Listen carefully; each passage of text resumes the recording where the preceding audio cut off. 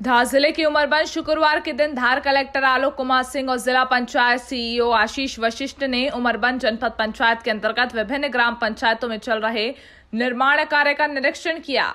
सुरानी में पंचायत भवन का निर्माण चल रहा है। समय अवधि में पूर्ण नहीं होने पर कलेक्टर और जिला पंचायत सीईओ नाराजगी व्यक्त की कि जल्द ही पंचायत वाहन पूर्ण करने की बात कही।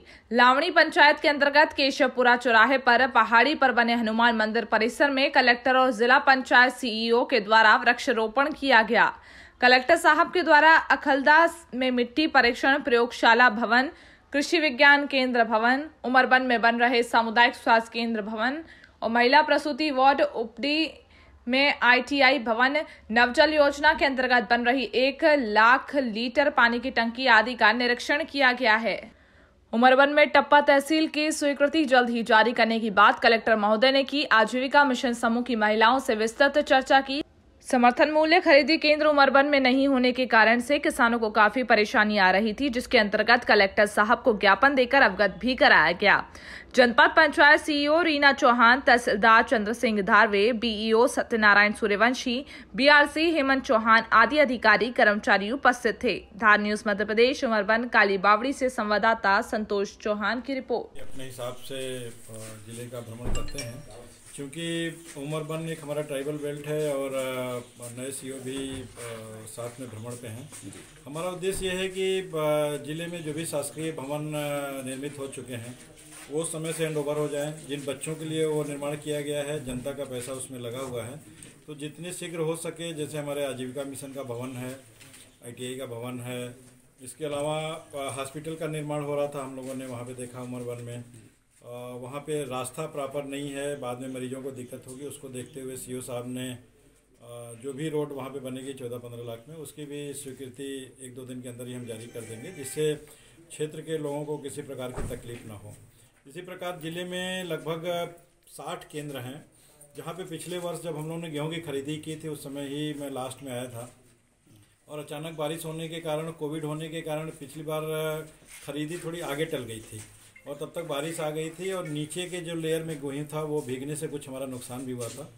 और वो चूँकि जनता की राशि ही होती है, तो शासन का ये कर्तव्य है कि उसको हम किस तरह से सुरक्षित कर सकें। और मैं धन्यवाद देना चाहूँगा सीईओ साहब को, ERES की पूरी टीम को, कि जो प्लेटफार्म वो बना रहे हैं 3 लाख, 6 लाख और 12 लाख के अलग अलग डिजाइन के, जहाँ पे जैसी कैपेसिटी उस हिसाब से वो प्लेटफार्म बन रहे हैं।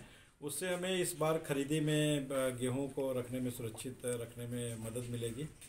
एक चीज़ और है कि उमरबंद हमारा जो है काफ़ी इंटीरियर क्षेत्र है, यहाँ पे नायब तहसीलदार की तो पदस्थापना कर दी है। क्षेत्र की जनता की बहुत समय से मांग रही है कि यहाँ पे टप्पा भी किया जाए। आज उसके लिए हम लोगों ने आजीविका का जो पुराना भवन है उसका अवलोकन किया है। बहुत शीघ्र ही SDM से प्रकरण मंगा के और टप्पे की स्वीकृति मेरे द्वारा जारी की जाएगी और हम कोशिश करेंगे कि हफ्ते में 2 दिन वहाँ पे हमारे नायब तहसीलदार बैठें और क्षेत्र से जो लगभग 30-35 हल्के जो वहाँ पे लगते हैं, उन सभी के नागरिकों को मनावर न जाके जो बेसिक सुविधाएं हैं वहीं पे मिल सकें।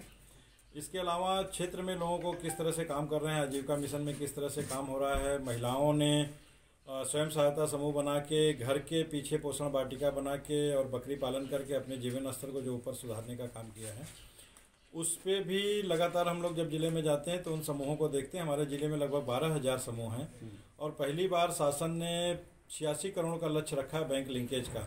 और आपको जान के खुशी होगी कि 70 करोड़ से ज़्यादा की राशियाँ बैंक से इनको स्वीकृत हो चुकी हैं, जो पिछली बार केवल 30 से 35 लाख था, 30 से 35 करोड़ था।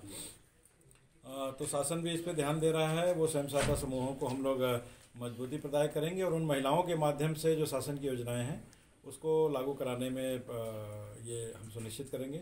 इस भ्रमण के दौरान हम लोग ये भी चेक करते हैं कि जो PM का जो राशि मिलनी है और CM साहब की राशि मिलनी है जो किसानों के खाते में जानी है, उसमें सभी के नाम जुड़ जाएं। राशन की पात्रता पर्ची माननीय मुख्यमंत्री जी ने जारी किया है कि सभी को दिया जाए जो भी पात्र हैं, उसकी हम लगातार मॉनिटरिंग कर रहे हैं और कोशिश ये है कि ज़िले में जो भी उससे वंचित रह गए हैं उनको सब कुछ का लाभ